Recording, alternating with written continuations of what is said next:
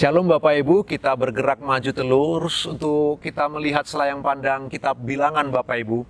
Setelah 1 tahun di Gunung Sinai, lalu kemudian melakukan sensus penghitungan, lalu kemudian mereka memberontak karena mereka pingin daging Bapak Ibu. Kita melihat pemberontakan yang kedua, ini terjadi atas Miriam dan Harun. Itu sebabnya kita Bilangan dipenuhi dengan emosi kita yang begitu meledak-ledak oleh karena orang Israel terus saja memberontak kepada Tuhan.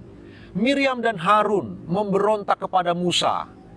Bapak Ibu, jika kita mengamati ayat itu, memang ada kesalahan pada Musa kelihatannya. Musa sudah punya istri, tapi mengambil lagi perempuan Kusi atau perempuan Kus untuk menjadi istrinya lagi. Bapak Ibu, barangkali di perjanjian lama nggak ada larangan poligami, tapi biar bagaimanapun, Allah itu menciptakan satu Adam untuk satu Hawa, satu Hawa untuk satu Adam. Orang-orang berkata tidak ada larangan poligami, tapi tidak ada anjuran juga untuk seseorang berpoligami.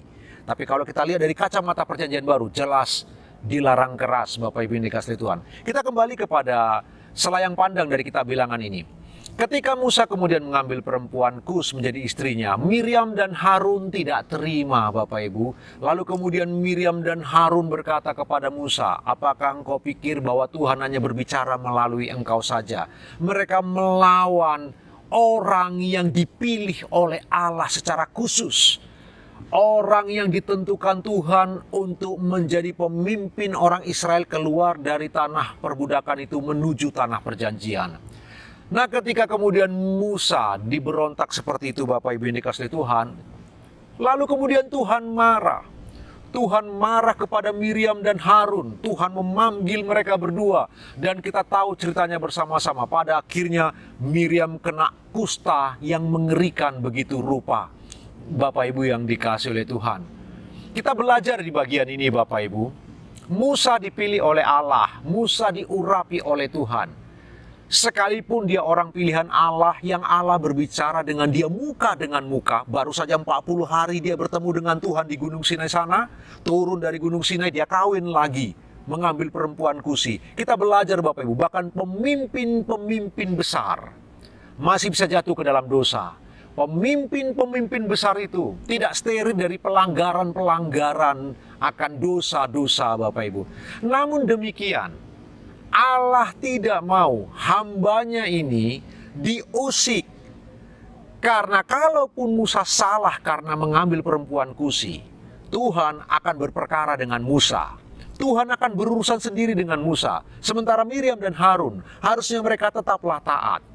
Karena jika dibiarkan Miriam dan Harun memberontak kepada Musa, itu akan berdampak sangat buruk kepada seluruh umat Israel, Bapak Ibu yang dikasihi Tuhan. Isu akan liar kemana-mana, maka akan terjadi sebuah keributan yang sulit untuk ditangani. Dan itu sangatlah tidak berkenan di hadapan Tuhan. Itulah sebabnya Allah segera mendisiplin Miriam dan Harun.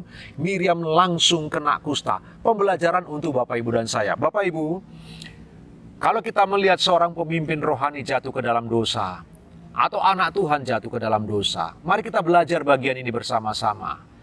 Tidak ada seseorang yang sempurna, hanya Tuhan Yesus Kristus yang sempurna. Kita berjuang untuk terus mengarah menjadi serupa dengan Tuhan Yesus Kristus. Tapi ingatlah, jangan pernah menghakimi mereka. Biarkan mereka dihakimi oleh Allah. Berilah tempat bagi Allah untuk menghakimi mereka yang jatuh ke dalam dosa.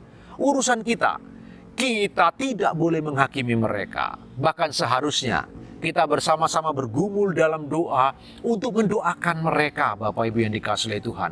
Ini pembelajaran yang penting bagi kita, Bapak Ibu.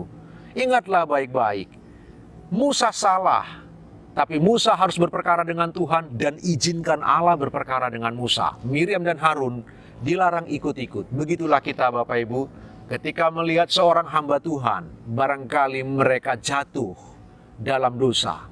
Bapak Ibu, mari kita belajar. Bukannya kemudian marah-marah atau kecewa, jauh lebih baik kita berdoa untuk mereka. Bukankah Tuhan Yesus berkata, "Kasihilah musuhmu, berdoalah untuk orang yang menganiaya engkau." Jadi kalau musuh saja kita harus doakan, apalagi hamba Tuhan. yang jatuh. Kita harus doakan mereka, kita harus dukung mereka supaya mereka bangkit lagi, dipakai oleh Allah untuk memenangkan jiwa yang terhilang. Renungkan kebenaran firman Tuhan sepanjang hari ini Bapak Ibu. Tuhan Yesus memberkati, selamat beraktivitas.